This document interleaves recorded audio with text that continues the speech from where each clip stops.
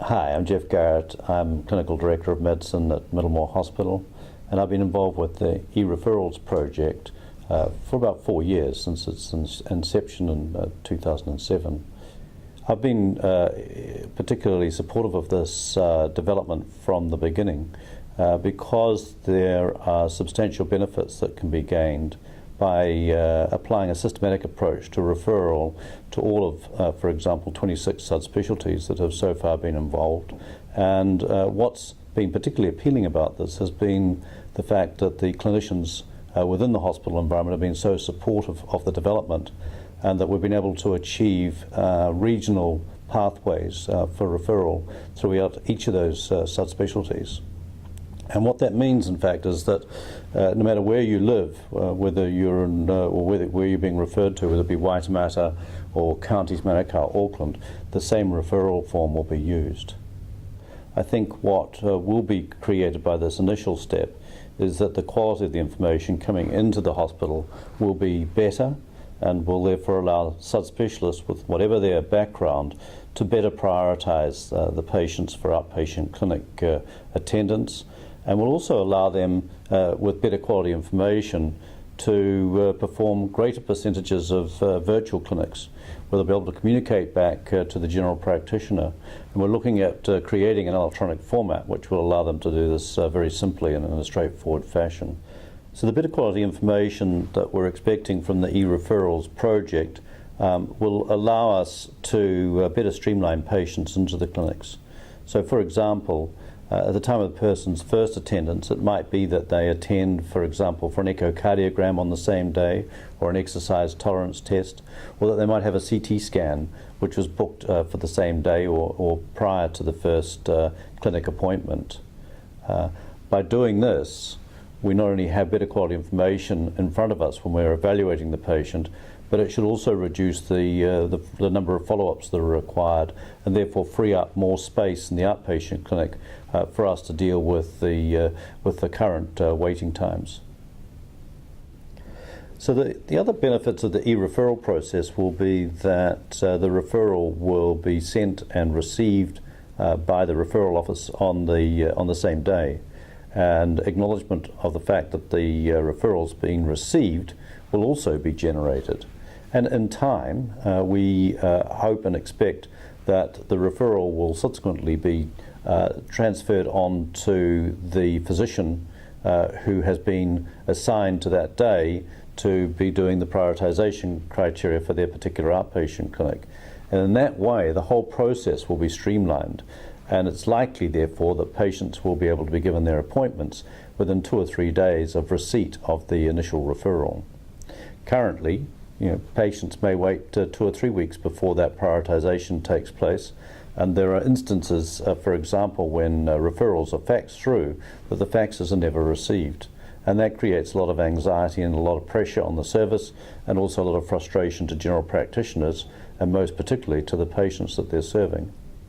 It's early days so far, but what the eReferrals project will allow is for general practitioners to refer in specifically to a member of the multidisciplinary team. And although the experience to date has been relatively small, I'm aware from the beginning that referrals through to our respiratory physiotherapy department, for example, or through to pulmonary rehabilitation have increased, and likely as a result of the fact that it's so simple on this format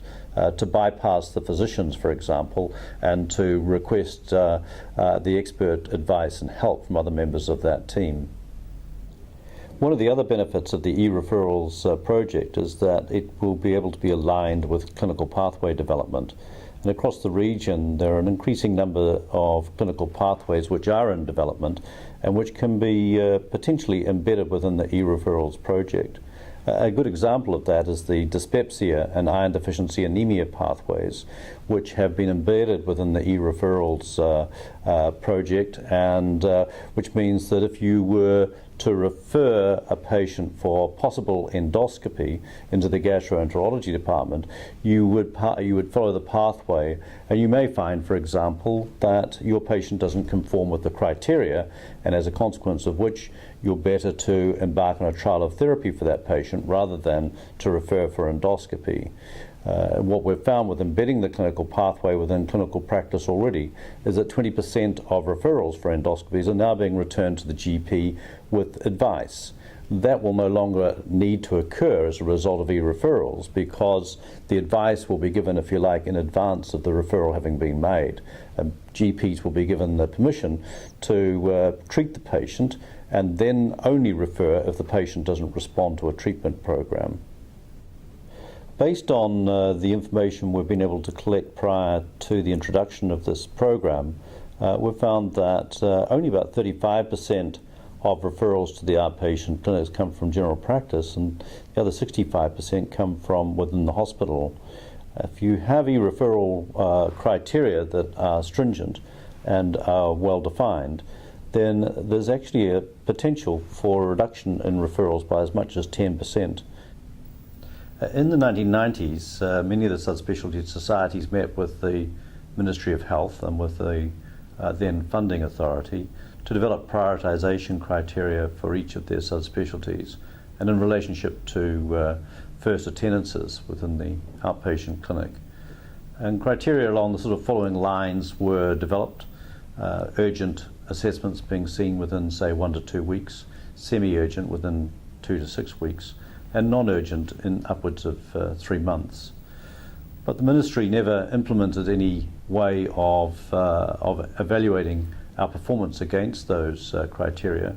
And so when, for example, in 2006, and as part of the Thoracic Society of Australia and New Zealand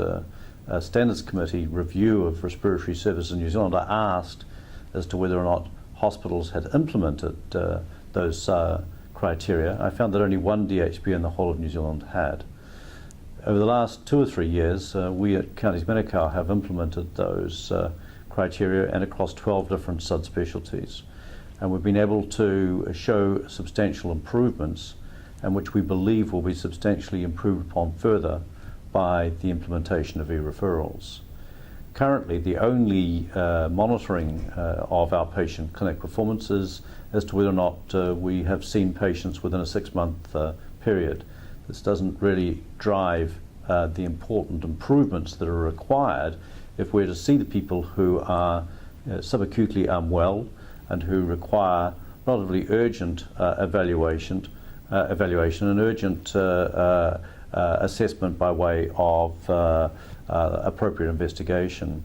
So I see the eReferrals project as a way of driving improvement, not only in terms of the quality of the referrals and our ability to assess the referrals better and therefore assign them more accurately to a prioritisation criteria, but this gives us a really, really good opportunity to improve performance across the whole of the outpatient clinic arena.